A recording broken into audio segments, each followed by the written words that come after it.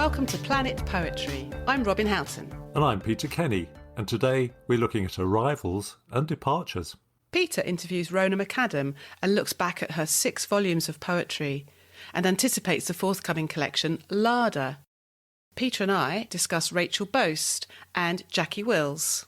Plus, emerging poets. Who on earth are these people? Are they young? Are they old? Or are they... Anyway, let's start with a poem. Have you got something for us, Peter? Yeah, it's The City by C.P. Cavafy, and it goes with our travelling theme. You said, I'll go to another land. I'll go to another sea. Another city will be found, a better one than this. Every effort is doomed by destiny, and my heart, like a dead man, lies buried. How long will my mind languish in such decay? Wherever I turn my eyes, wherever I look, the blackened ruins of my life I see here, where so many years I've lived and wasted and ruined. Any new lands you will not find. You'll find no other seas. The city will be following you. In the same streets you'll wander, and in the same neighbourhoods you'll age, and in these same houses you will grow grey. Always in this same city you'll arrive, for elsewhere do not hope. There is no ship for you, there is no road, just as you've wasted your life here in this tiny niche.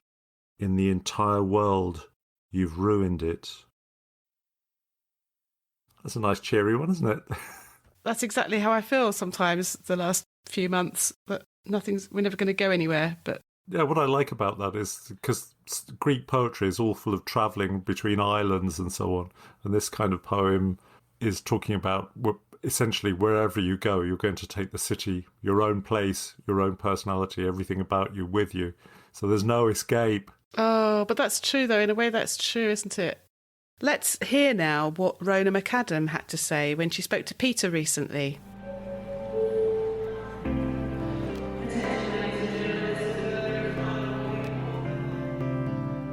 Born in Duncan, British Columbia, Rhona McAdam is the author of 6 collections of poetry, beginning with 1984's Life in Glass, Hour of the Pearl, Creating the Country, Old Habits, Cartography, and in 2014, Exfil.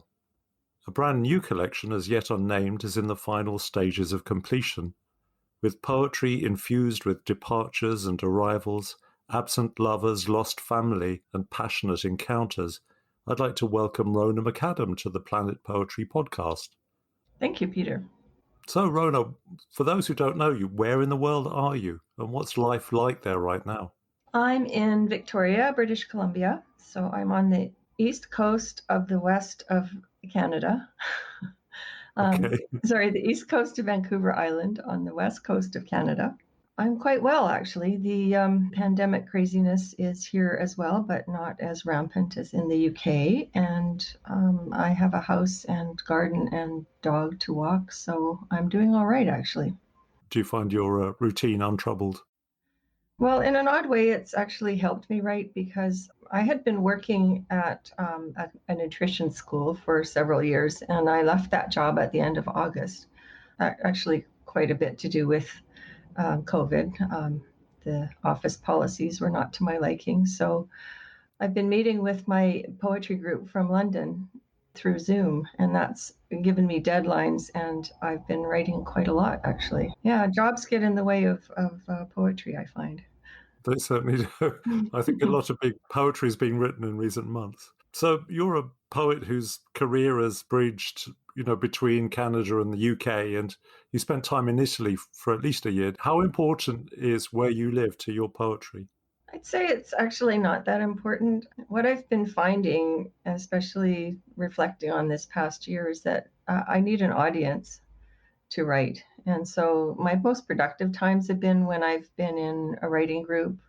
I used to go every February to a monastery on the Canadian prairies and watch the snowfall and hang out with 20 or 25 other writers and artists. It was absolutely wonderful. And I wrote a lot of poetry there because you'd get ideas chatting over lunch and things like that. And then you'd have an audience to share them with or somebody in mind when you were writing it. So that was terrific. I've also gone to the Arvin courses a few times, and that's been good. Yeah. And the Banff Center, they had some great workshops there, though that may not continue. They've got a fairly conservative government right now who I think is more interested in conferences than artistic endeavors.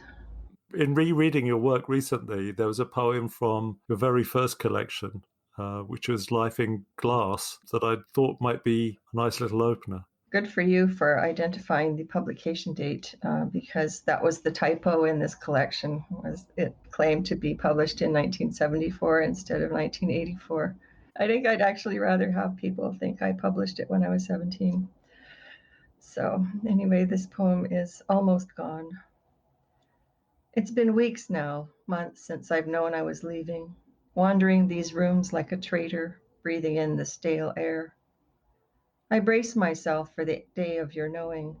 There are no words I can offer you, no way to justify my needs held up against yours. Your needs have my name. You will part from me, puzzled, slight air of the hangdog.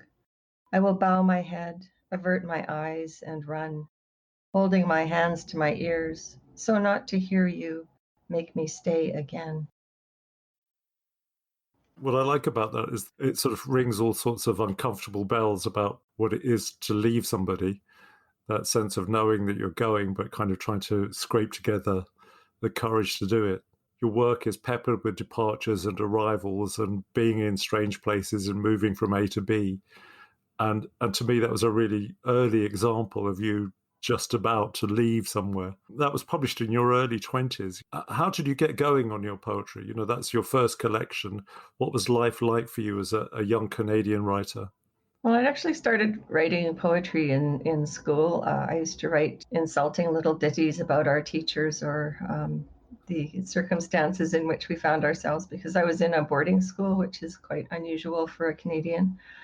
And then I had some early encouragement from a teacher who told me that he'd heard I wrote competent student verse. And that was enough to really give me Praise indeed. Yeah, it was. And so that I actually carried with me. Teachers are very influential when they don't know it, I'm sure. I took 2 creative writing classes when I was in university. And I always thought I would write fiction, but I didn't have enough of a portfolio, so I ended up in poetry. And I just stayed there. Yeah, I was starting to write just when creative writing and poetry were finding a place in Canadian literature. I think up until that point, I would have been bowled over if anybody told me there was such a thing as a live Canadian poet. We just assumed that everybody we studied was, dead in English, or we did have a few dead Canadians as well. Yeah, it was early days, and there was very little of MFA program that has overwhelmed the market now, I think. The University of British Columbia, I think, had one of the first programs, and they attracted a lot of, I think, people with, I say this without really understanding much about it other than it was told to me, but the Black Mountain Poets, and that was a very influential movement. Yeah. So Charles Olson and Ginsberg and people like that. I guess we got the influence through our teachers and what was being published. There were people like Margaret Atwood who started life as a poet, and like a lot of writers at that time, started presses so that they could actually publish themselves and their friends. And there was quite a lively movement with that. Outside the Canadian poetry that I was experiencing through proximity, I guess. I was in Alberta at the time, so we had a prairie poetry community. Outside that, I didn't really know much about what was being published elsewhere. I think it was my visit to the UK in 1988 that opened my eyes. I went to the Cheltenham Literary Festival, for example, and heard Carol Ann Duffy and Gillian Allnut and Donald Atkinson and quite a few other people, and just really enjoyed that whole new approach to poetry and new voice, new to me. Australians talk about having a sort of cultural cringe, or somebody like Clive James, I remember talking about it. It seems to me with Canadian artists, like I remember when I first went to Toronto and saw works by the Group of Seven, Paul or Emily Carr, and I just thought these people are absolutely fantastic. It was almost like the Canadians were sort of downplayed them a bit, and you go to that museum in Toronto and it's full of wretched Henry Moores, and you've got these marvelous Canadian art upstairs. Did you think there's anything like that for literature too? Oh, probably. I mean, we haven't had much in the way of formalists, but we've had people who probably would hate to be called experimental writers now versus more conventional writers. And now there's a lot of spoken word and there's a lot of Indigenous writing being published. So, there are trends happening all the time. But I think at the time I started writing, there was great national pride in suddenly having a Canadian voice at the table. In Canada, we feel our youth and our relatively sparse population quite keenly when it comes to our artistic endeavors, I guess. I think it's time for another poem. Your second collection, Hour of the Pearl, I think it's true to say this was the one that really began to launch you in Canada and was what you were brandishing when I first met you in 1988. A beautiful book. So, Rhona, can I ask you to read Seeing Him Off? Seeing him off. Tonight, rain falls lightly, freezing on pavement. She watches the road, leaning into the wheel as shadows fall over themselves on the empty seat beside her. She accelerates, leaving the parting behind her, a distance she measures on the light poles sliding past with their shadows.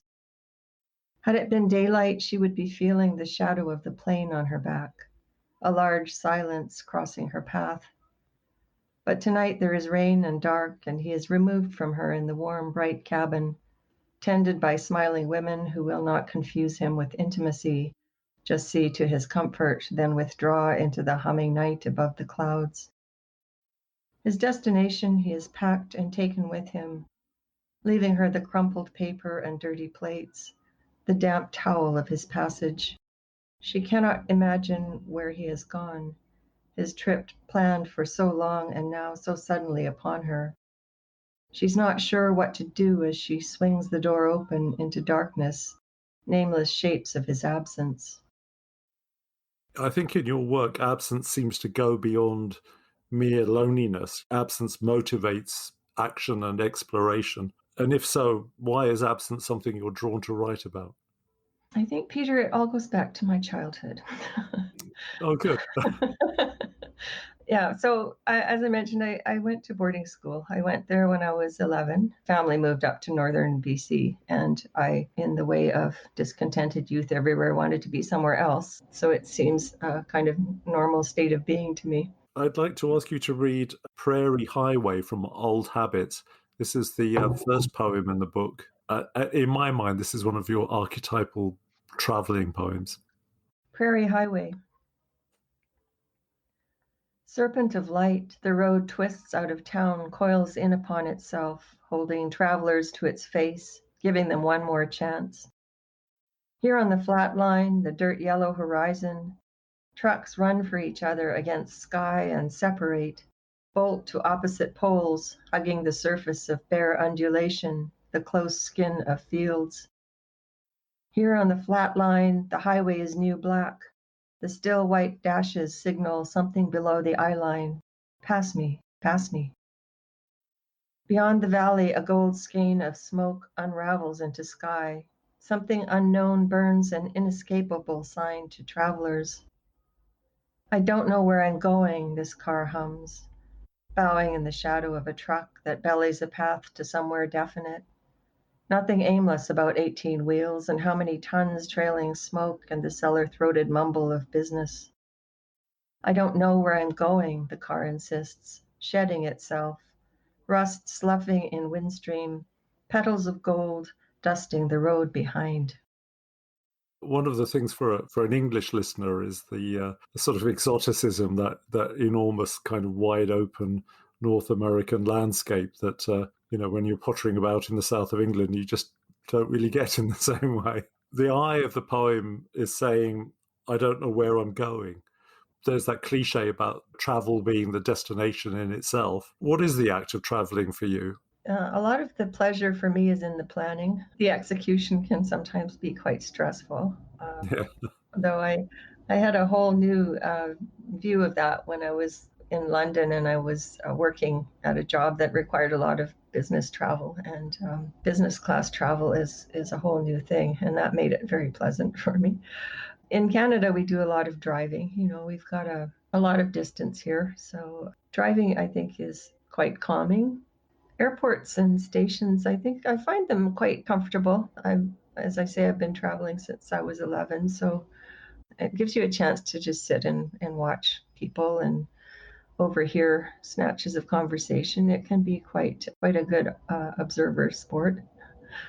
I read this book a few years ago now by this French intellectual called Marc Aurger, Non-Places, The Anthropology of Supermodernity. But he talks about places like railway stations and airports, and because they're places where people are just passing through, nobody kind of builds a home there and no sort of community springs up. Everyone's in transit.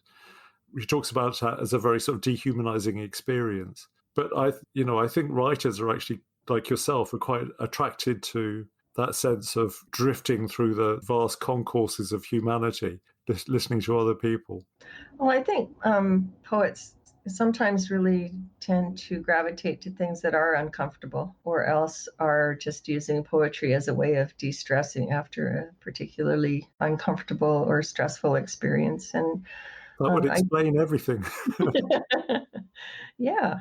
I actually did at one time write a poem about being really uncomfortable. The poem was called Summer Getaway, and I actually wrote it in a workshop that was all based on the theme of travel, you know, talking about how we're now reduced to codes and numbers and holograms. Travel has become really unpleasant. If you can't write about it and simply have to experience it, it's got less value, I think. I used to think that nothing could really get me down as long as I could write a poem about it. Anybody who likes writing is a bit of a secret weapon, isn't it? That to help you endure things. Can I ask you to read your poem "Shoes" from Cartography? Speaking of uncomfortable things, it's quite topical, really, given the mention of Doc Martens. Shoes. Castaways on the carpet, ruins of my feet, sometimes forgotten trampling my closets, never good enough after the first kiss on the shoe shop's plush carpet. Shoes with the blues, shoes with half my wallet in them and then unwearable. Shoes with special insoles, with broken laces. Never a Doc Marten, a Buster Brown, or a penny loafer. Once a wallaby. Boots with buckled legs hold up the wardrobe walls and wait for snow. One pair can't be worn in rain, these I cannot be seen in. This pair makes my toes numb, these give me cramp. These ones aren't warm enough, in these the upper's cracked. One pair started creaking, another shows a toe. These ones keep them guessing where all the money goes. Being dissatisfied with your shoes is a terrible thing. And in the context of your poetry, I can't help seeing shoes as, standing for the journeys you've made or have yet to make. They're costly and painful, and some that the eye of the poem can't be seen in. And yet we have to choose a pair and make a departure.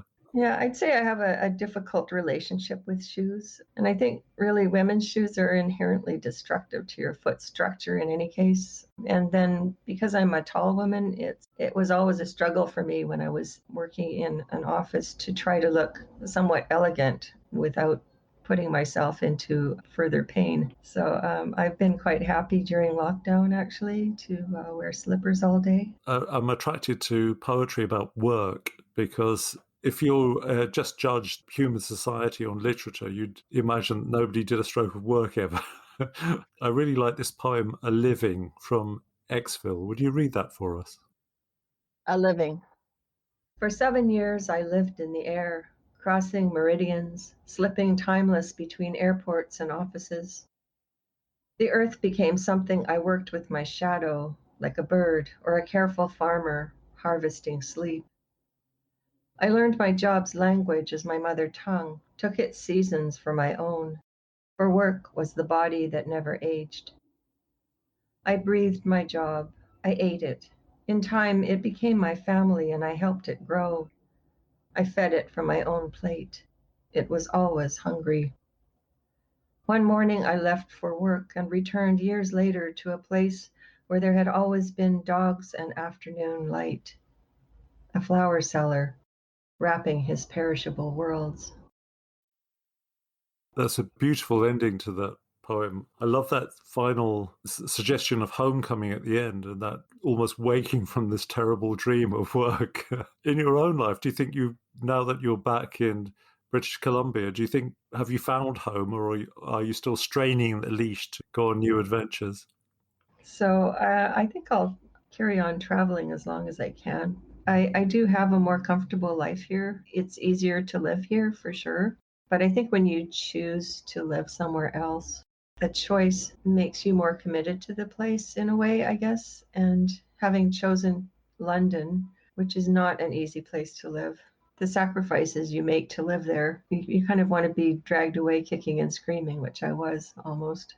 There's this distinction between the idea of a traveller and an exile. And when I was thinking about those words in relation to you, obviously there's the travelling, but then I began to wonder if there was a sense of exile, which country would you feel exiled from? And your story about going to boarding school and kind of being dissatisfied with being at home and being at boarding school, does that kind of play out in your relationship with the UK and Canada as well?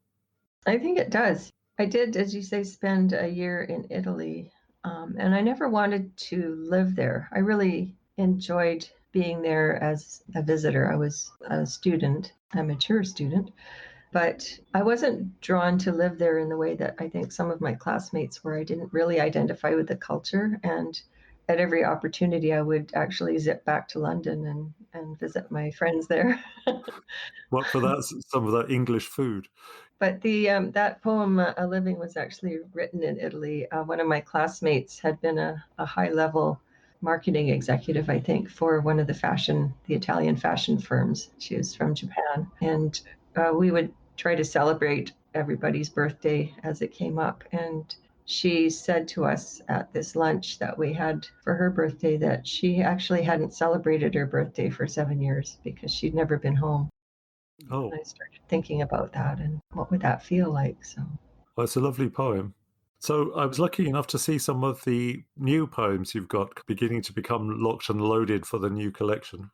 Have you arrived at a title yet? well, I handed over the question to my poetry group because it's really hard for me to come up with book titles. And one of them suggested Larder, which I think would be a good one. So I'm going with that. I like the simplicity of a one word title. So this poem is about ants, but also about a fungus called cordyceps. I was thinking about Michael Pollan, who has a book called Botany of Desire, in which he asserts that lawns actually control humans in order to perpetuate themselves. I kind of like the inversion of, who's in charge here. I had to look it up on Wikipedia, and I thought, what an astonishingly malevolent fungus this is. Cordyceps. The ant has been infected with the need to climb, its mind hollowed of the urge to tunnel through wood. Now it sees only the vertical bark. All it has left are the stars and the struggling up, while the fungus rides the ant's mind with the whips of instinct. Their needs are the same, and the ant climbs, carrying them together to the top of the tree where the fungus roots the ant to the branch and fruits, sending its stars to the wind. I find that very beautiful. I don't know if I'm overinterpreting this. So you've got a fungus that lives a kind of parasitic life on insects, and here it infects an ant and uses it to ascend. And all the ant has left are the stars and the struggling up. And in your poem, ultimately sending its stars to the wind. Is there something about art and the artist in this poem, or am I just going completely off at a wrong tangent? Is poetry a kind of infection that dooms us to keep us moving? That's one way of looking at it, I guess. I think I think poets, but I think other art forms too. You often hear poets in particular saying that weren't expecting a poem to come out the way it did, or that they didn't necessarily set out to write the particular poem or the way it turned out. And also that we don't always expect the interpretations that other people may put on our poems. So I think in that way, the control is shared between the poet and the reader, and the poet and the muse, I guess. The muse would be the fungus. But when I found this story, Paul Stamets was talking about a further manipulation, which was he was suggesting that this could be a way for humans to deal with carpenter ants, is to infect them with this fungus, which will take care of the work. I guess it's a common practice in gardening too, where you get biological assistance. We suffer from snails, and there's like nematodes, aren't they, that you can dose the soil up with, that becomes a kind of nasty interspecies war going on out there. Exactly. So when can we expect to see you back in the UK? I mean, presumably you'll be back as soon as all this business settles down a bit. When I have a new book in my hand, I'd like to come and do some readings. I've found that my poems have been well received when I've read them in England, and I really appreciate that. Well, I've certainly been enjoying your poems for many decades now, and it's been really lovely to have you on Planet Poetry. Well, it's been quite an honor to be here. I'm really enjoying the podcast.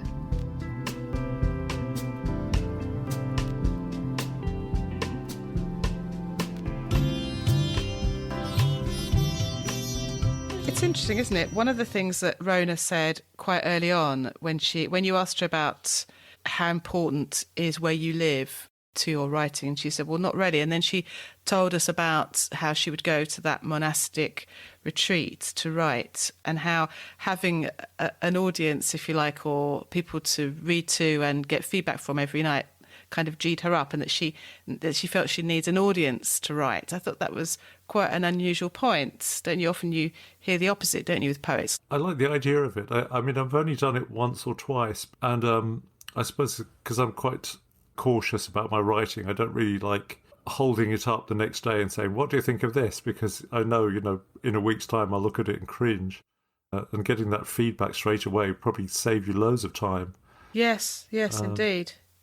I don't want to keep banging on about, having worked in advertising, but, you write something in advertising, and then as soon as you've put your pen down or finished typing, you send it off to 10 people who then come round to your desk later on and tell you where you've gone wrong. So with poetry, I feel far more precious about it. I agree. I mean, I'm happy to workshop poems, but not when they're very new. I tend to want to sit and brood over them for a bit before showing them to anyone. But I just thought that was an interesting way of putting it, needing poetry's for other people, isn't it? I mean, you're trying to connect with other people, so... I think so. One wonders, though, sometimes. I think poets can be famously reclusive, can't they? It's quite a common thing, writing poetry and not wanting to show it to anyone, and certainly not sending it to anywhere for publication. I don't know anything about the Canadian poetry scene, so I was really interested to hear what Rhona had to say about when she started writing, and that sort of Charles Olson and the Black Mountain Poets influencing her, and then the fact that people started presses so that they could publish one another. And of course I thought of you and I with Telltale at that point, and this idea of in Canada that because you think it's a vast country, but of course the population's relatively small, and in Canada we feel our youth. Yes, that sounded like a poem in itself. I actually went to Canada in 1989, and I just met Rhona shortly before, and I went to a writing group in Banff with her for a week, and it was just such an amazing place, and it was my first time in Canada, and I was utterly blown away. But what I felt was that the poets felt supported and valued, and were very much about helping each other as well, with this kind of small press network that was growing up. Oh, right. I didn't feel the same way about what I'd been experiencing in England at the time. Yeah. But it sort of enabled a young poet like Rhona was then to get a flying start, really. And she had, I think 2 books in her 20s I got a real sense of place. You know, our theme is departures and arrivals, isn't it? And she made it quite clear that she's done a lot of travelling and has had to go through the pain of separating. And I sort of sensed there's a bit of sadness in her about having had a slight rootlessness about her, although she's clearly very positive about having done all that travel. In my life, I had a short period of time when I was travelling a lot, and I did find myself very rootless. And although it was exciting in a way, and in another way, I look back and I think that was 10 years when I didn't make any friends outside of work. I didn't know my neighbours. I didn't get involved in anything local. Maybe I'm just projecting myself onto her. But she's had 6 volumes of poetry published so far, and got another one cooking called Larder. She just decided that just as we were preparing for the interview. She's got a group of poets that she kind of Zooms with in the UK, and to actually just farm out the decision of what you'd call your book is quite an interesting move, isn't it? Because she just freely admits that titles of books are not really her thing. Yeah, well, it's back to that sort of openness about not collaboration, but openness to sort of to ask the question and to receive feedback, I suppose, isn't it? And actually sort of take it up. Yeah, indeed, yeah. It's not just pay lip service to it. Yeah, some of the poems I thought she read were really beautiful. Seeing Him Off, I really liked that one. That's one of the, I think, maybe, was that one of the earlier poems? And then Prairie Highway. There's this lovely sense of the plains and the big sky and the distances. It reminded me of a book I read some time ago by Jonathan Rayburn. He's a travel writer, a British person who has lived in America for a long time. And this book was all about his trip through Montana and looking at the history of the settlers there when the railroad first was built, heading west. And he kind of pieces together the history of the first people to settle, and some of them made it and some of them didn't. They were defeated by the loneliness and the vastness of it and the climate. So I've lived with Rhona's books for decades now, and I keep dipping back into them. It's quite a privilege when you know a poet through, decades of their career. And her books are well worth checking out. She's got a fine body of work, and I'm really looking forward to the new one, Larder. Me too. Good interview.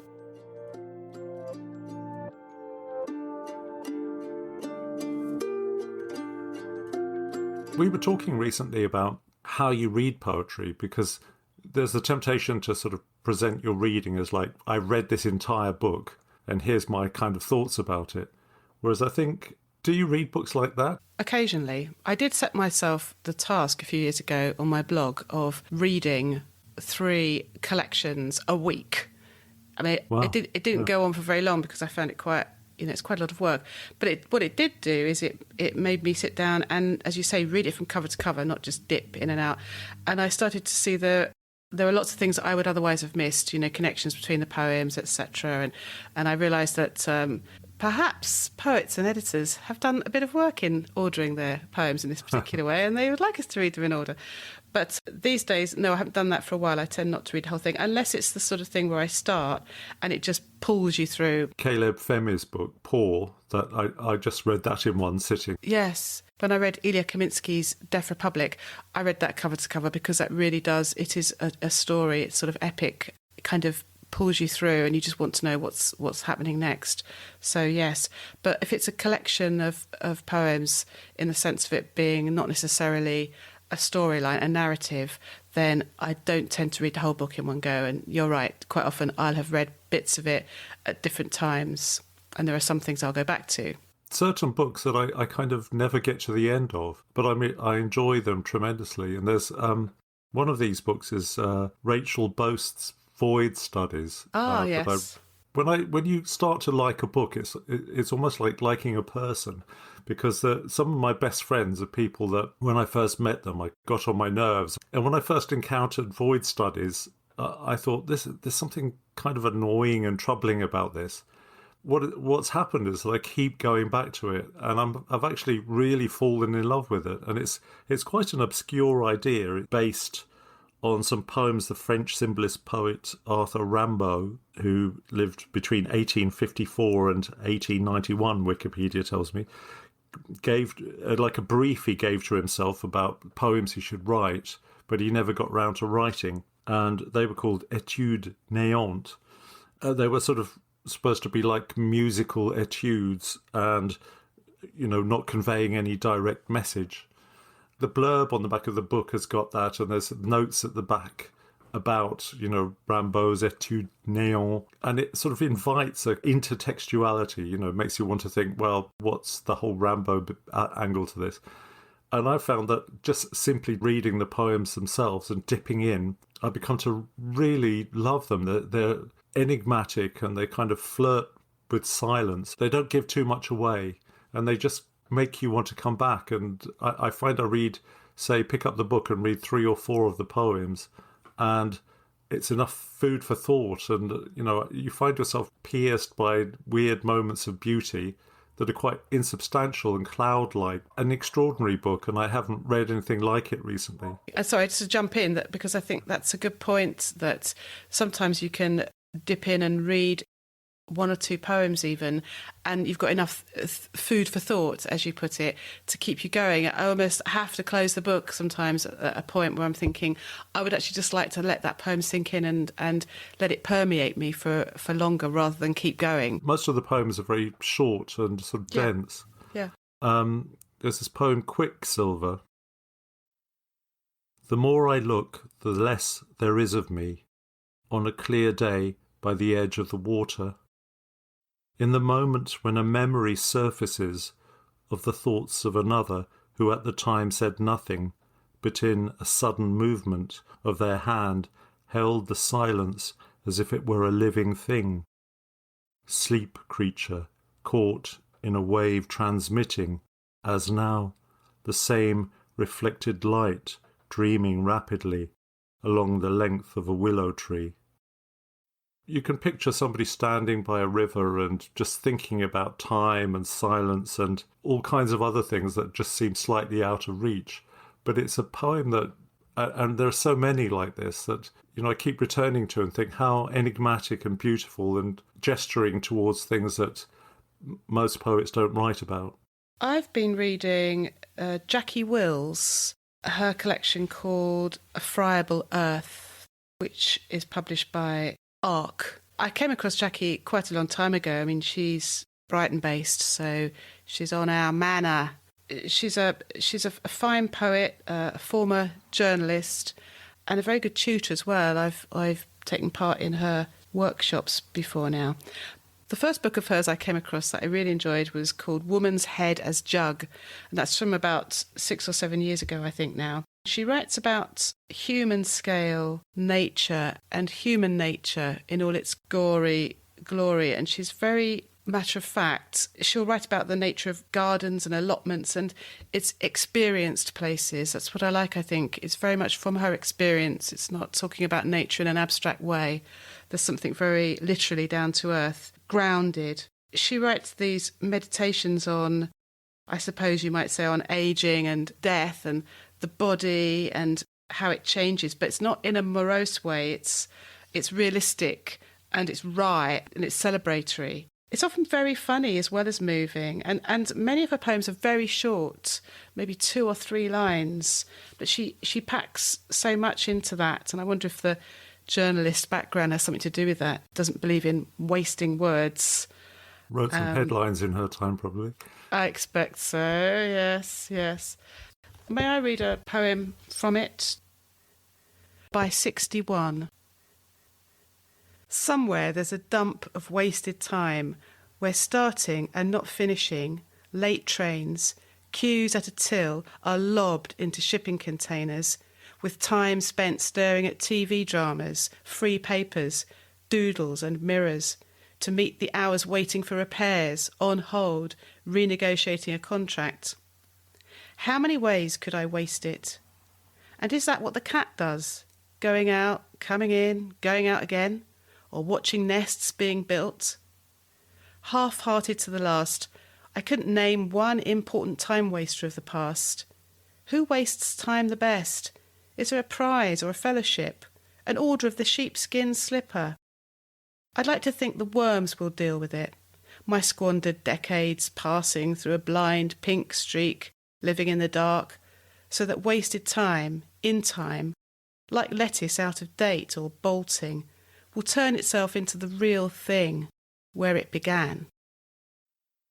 So I like the idea that there's no time wasters remembered by history. I thought that poem was quite relevant as well to the last year that we've had, where I don't know about you, but I've spent an inordinate amount of time doing Sudokus, and you get to the end of a tough Sudoku, and then you think, that is half an hour of my life gone. What the hell am I doing?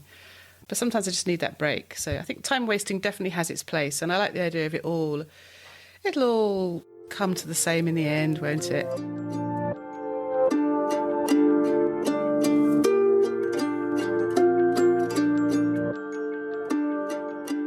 Does this qualify as a thorny issue, Robin, what you're about to say? Well, I don't know. It's it's one of those things that comes again and again, doesn't it? Rears its ugly head. But there was something on Twitter this week. There was a tweet from Literature Wales announcing an exciting opportunity for an emerging poet. I saw a comment on it from someone saying, actually, if you want an emerging poet, why the age limit? It's discriminatory. If you want a young poet, say so. The Scottish Poetry Library defined emerging by publications, achievements, not age. Literature Wales could do better. So, and Literature Wales did respond, to be fair, and they fairly immediately said, sorry, yes, we've amended it. We've taken out the word emerging. So then I went to read what the opportunity was, and yeah, it sounds very exciting, but it still doesn't make it clear until you get to the very bottom of the page that the opportunity is only if you're aged 18 to 30. So okay, they corrected that and they took out the word emerging, but there's this word emerging, isn't it? Emerging, new and young kind of get conflated, and I don't know whether it's just people just not really thinking about it when they put down their promotional copy, or whether it's people do still think, oh yes, young means emerging. I don't know, what do you think? Yeah, well, obviously, I always talk about myself, and I think I'm still, think even at 61, I think, I'm still to emerge. I still cling to this fiction that I'm emerging still. But the boomers have had their day, all these old fossils like myself have, had their opportunities over the years. And it seems a bit kind of miserablest, doesn't it, to say, don't give those jobs to young people, because we're emerging too. Yeah, I mean, there is that. There's also, what about those young people who have emerged and they're still reasonably young? Let's say they're between 30 and 40. They're in some kind of a no man's land of they've done their emerging bit and they may or may not be fully established. So I think I'd be more annoyed about it the closer I was to the cut-off age. Yeah, that would be galling to be 31 or something. But to be fair, yes, the more I think about it, I think a lot of organisations are making a big effort here. And there are opportunities for older emergers or older poets as well. I saw something the other day for people over 40 or something. I mean, we were talking about Rambo earlier on, and he'd written everything he was going to write by 20. Really? Yeah. It's frightening, isn't it? He died when he was 36 of cancer, but for those years he didn't write anything. Wow, I mean, that's... Apparently he didn't know anything about his own success until, Oh, really? when he died. Yeah, his things were being published without his permission that had been. Oh, really? Not even sure if he knew about them. That's an extraordinary tale, isn't it? Talking about young people, I mean, when he was young, he was involved with this sort of passionate love affair, which ended up with him being shot in the wrist. What, in like a duel or something? No, a sort of lover's tiff with Verlaine. Yeah, so that's where poetry got him, being shot at. So he left all that malarkey and went off trading or something. Well, it does sound quite romantic, though, all that, shooting at lovers and things, doesn't it? It's of a period, isn't it? Like wilting away in an attic somewhere with smelling salts or something. Yeah, it wouldn't have worked if he was English, would it? You would have sort of had a passive-aggressive cup of tea with him or something.